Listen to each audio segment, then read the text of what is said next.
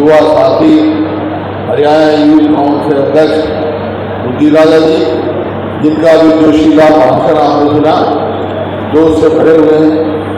और यहाँ इस कारण से विधायक हमारे साथी बलबीर जी, वह स्टेज पर बैठे सभी करनाल पानीपत के वरिष्ठ कांग्रेस के नेतागण, अन्य पार्टी के भी होंगे जरूर, क्योंकि कई पार्टियों का गठबंधन से चुनाव हो रहा है। सम्मानित मंच, उपस्थित मेरे बुजुर्गों, नौजवान साथियों, मातृशक्ति,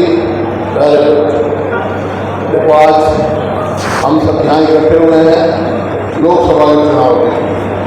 लोकसभा में हमारी पार्टी का उम्मीदवार उदय राजा जी है, जवान है और ऊर्जा है इसमें, इसके मन में आप लोगों की सेवा करने की। और ये चुनाव लोकसभा का पूरे देश में हो रहा है। पूरे देश में कांग्रेस के साथ मिलाकर 26 पार्टियों का एक गठबंधन बना है, जिसका नाम है इंडिया अलायंस, इंडिया गठबंधन। 26 पार्टियों का है। तब सवाल आता है क्या जरूरत थी इतनी पार्टियों का गठबंधन करने की, क्यों किया? कांग्रेस तो बहुत बड़ी पार्टी है, खुद में सक्षम है, लेकिन देश बहुत बड़ा है। इनका लक्ष्य, सारी पार्टियों एक ही लक्ष्य है, एक ही निशाना है, और उसके लिए गठबंधन बना है कि देश का जो हमारे बुजुर्गों ने जो कुर्बानियां देकर देश आजाद कराया, संविधान बनाया, और जिस संविधान के अनुसार देश चल रहा है, उस संविधान को बचाना है। इस वास्ते गठबंधन बना इंडिया अलायंस। देखो, संविधान बचेगा तो लोकतंत्र बचेगा, प्रजातंत्र बचेगा, और प्रजातंत्र बचेगा जब भी तुम्हारे अधिकार बचेंगे, वोट देने का होते हुए जो मामला।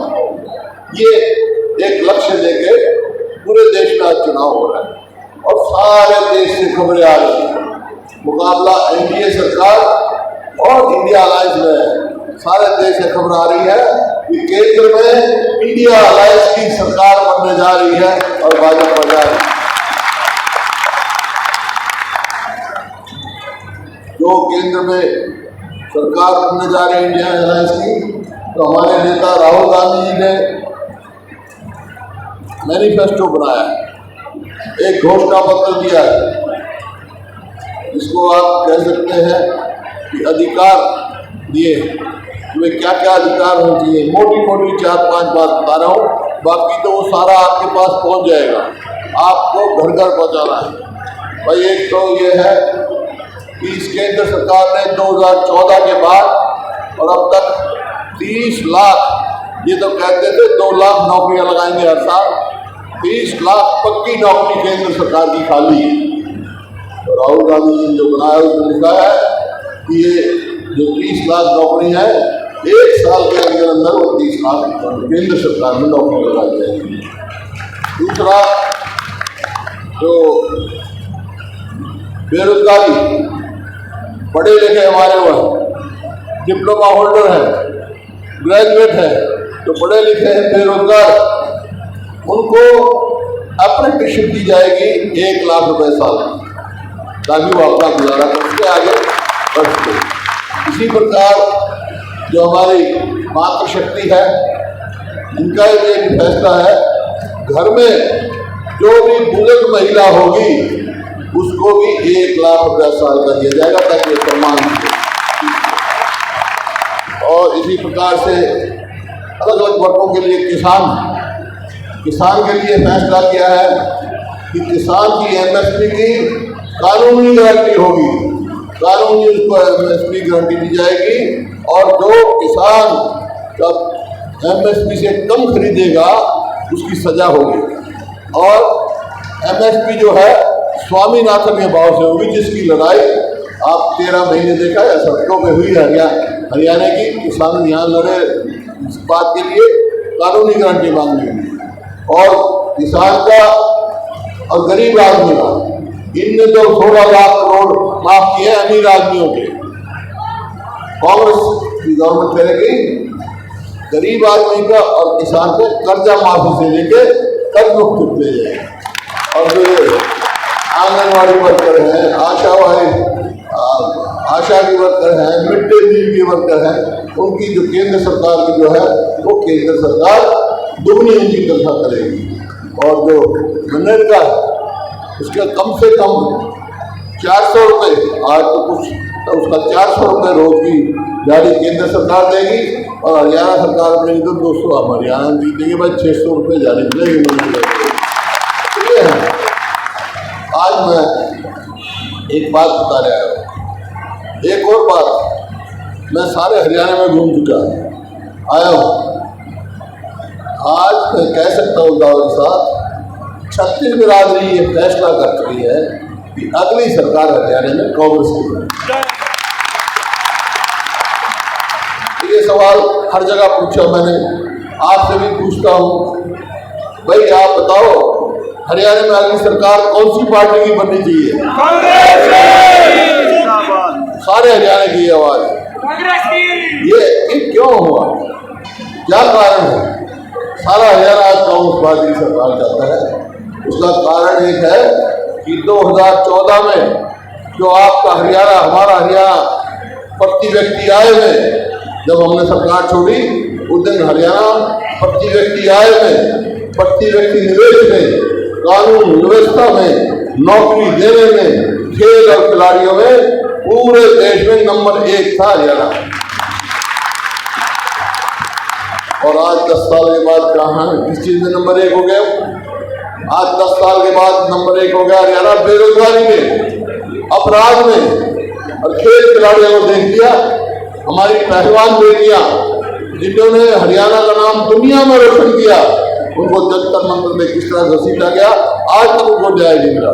इस बात को लोगों ने जो 10 साल से सरकार चल रही है इसके विमुख हो गए हैं और फैसला कर लिया है कि वे हरियाणा में कांग्रेस की सरकार होगी। तब सवाल आता है एक और, कांग्रेस की सरकार बनेगी, कांग्रेस की सरकार बनेगी, पूछेंगे आपसे लोग और आपको बताना भी है कि अगर कांग्रेस की सरकार बन गई तो भाई इनमें तो कुछ करा नहीं, कौन सी सरकार क्या करेगी? तो 4-5 मोटे फैसले हम कर चुके हैं भाई, जो कांग्रेस की हरियाणा में सरकार करेगी। पहला फैसला है कि हमारी सरकार बनते ही अपने बुजुर्गों की पेंशन 6,000 रुपये मिलेगी, 6,000 मिलेंगे और 6,000 बुढ़िया के घर में 12,000 आएगी। और गरीब आदमी के, किसान जो गरीब आदमी है उसके 300 यूनिट घर की बिजली फ्री करेंगे, घर में गरीब। और आजकल तो सब गैस इस्तेमाल करते हैं, रोटी गैस में बनाते हैं। जो 2014 में गैस के सिलेंडर की कीमत 400 रुपये थी, आज 1200 होगी। हमारी सरकार बनेगी तो भाई गैस की सिलेंडर की कीमत 500 रुपये से ज़्यादा नहीं, 500।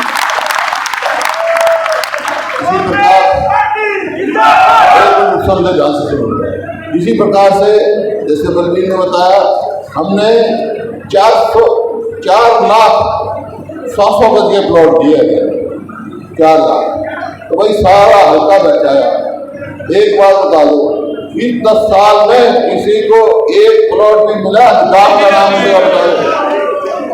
तो मतलब है नहीं, वो स्कीम भी खत्म कर दी, बच्चों के स्कॉलरशिप की भी खत्म कर दी। तो हमारी सरकार करेगी तो भाई फिर से हम लोग वो ये स्कीम शुरू करेंगे 100 गज के प्लॉट की। अब कल 100 गज के प्लॉट के साथ 2-2 कमरे का मकान भी साथ बना करते हैं।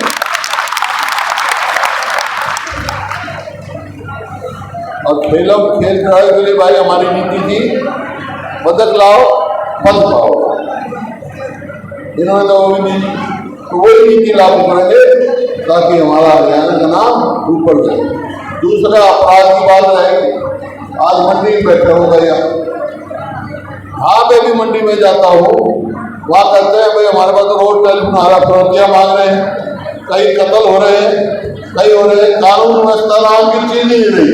जैसे सरकार ऐसा अफरा तफरी मच रही है, कोई अपने आप को सुरक्षित नहीं महसूस कर रहा है।